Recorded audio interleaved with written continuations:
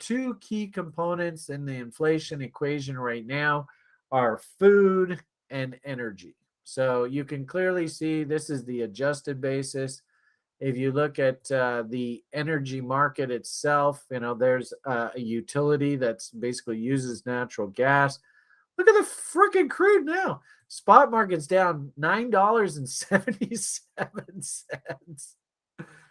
Uh, the interesting thing about this is we always say, why does the Fed not include food and energy prices in their inflation gauge, right? This is the headline number versus the core inflation rate. Well, half of the reason why is because food and energy prices are by definition very volatile assets. And now we have a situation where energy prices are actually heading down dramatically. And look at the natural gas. It's like accelerating now to the downside. What happens if natural gas loses this low? It might just puke out all the way down into here. In fact, actually, this is a really good commentary. Oh, not quite. Actually, this would be better. Can you guys see how we're coming up to a very important level on natural gas here? Interesting, right? Wicks and tails like to be eaten. Probably too, if we did like a fib off of this whole range, it's probably like 38.2s. Yeah, oh, interesting. 38.2 is there. 50% level. Oh, interesting. So 50% level, 38.2. This is like Collins pump chaser zone. But actually, as you guys are learning, sometimes, especially if we're not in a bull market anymore, that pump chaser zone can actually fail. But anyway, interesting. Here we are, 38.2 to 50% coming in against these lows. You can see there's some big old holes on the chart that need filling in here. And this is basically the top of value. So there's Mr. Hoagland. Can you see how if the market says, all right, we are going to accept back into value, there's value high, where are we likely to go? We're probably going to head all the way right back down to value low. What's that going to do to the inflation conversation? Is that not going to be deflationary? Where does that alt gas go? I mean, you saw the M on the charts. So, the market's topping out. I get the impression we're probably going to run into some support here. That would be logical. Also, too, remember this is quadruple witching. So there's a lot of funny business going on in the market right now. But nonetheless, just even from, remember all those high CPI prints? Keep in mind, that's the first week of June. So if prices even just sort of hang around, let's say right in the midpoint of the pump chaser zone, that's a 27% drop from the peaks of early June.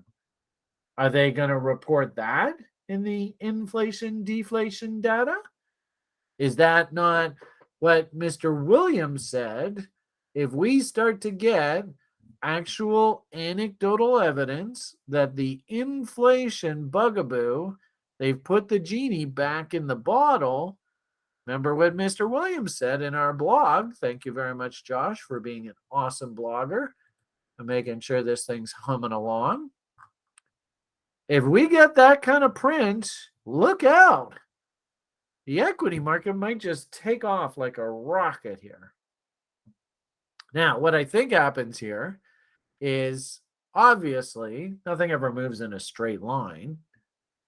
Does it make sense that this window here, where we have a nice little rally, probably through the summer, haven't we talked about what's the price? Let's see if you guys are still listening to me. What's the price that Joey Diamond said that we probably should see Bitcoin trade to some point through the summer here? Anybody remember?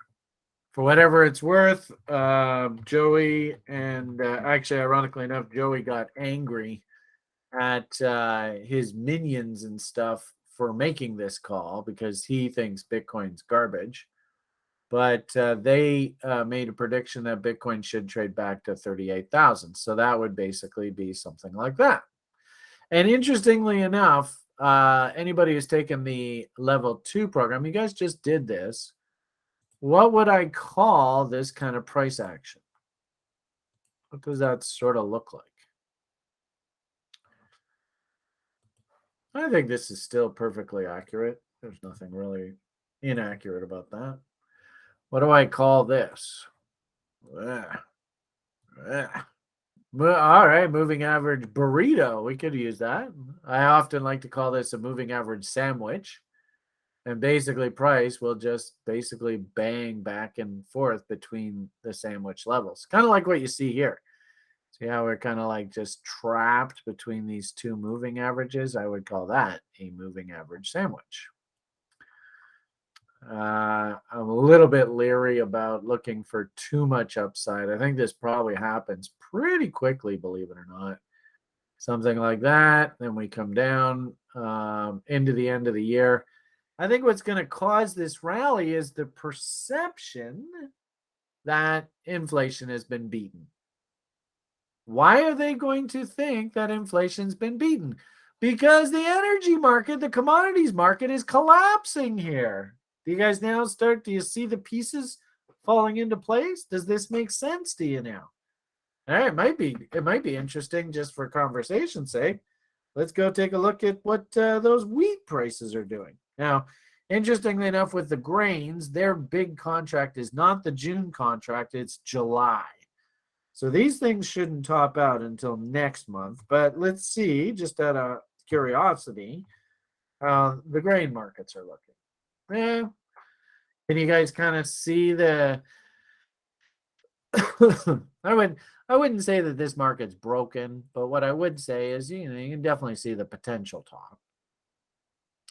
Anything, I'd almost prefer to see a nice counter trend rally in through that sort of funny little window, July, August, and then we actually start getting the pollination confirmation, and then we M out. That wouldn't surprise me. So, and so there's wheat. I don't think it's broken yet. And of course, who in Eastern Europe screwing with the Ukrainians. There's probably going to be a bid in that market. I actually do like the idea of buying put options on that market. It's just this isn't a really good trade location. If we can get a rally back up top against that trend line, kind of like Microsoft, kind of like Apple, in a weird sort of way, you might even find that the grain markets rally in unison as the energy markets are coming off. You might even hear people going, well, grain prices can move up now because the cost for farmers to run their tractors is a lot less. What? I don't know, something like that. I think the food market is not going to be the driver of the conversation.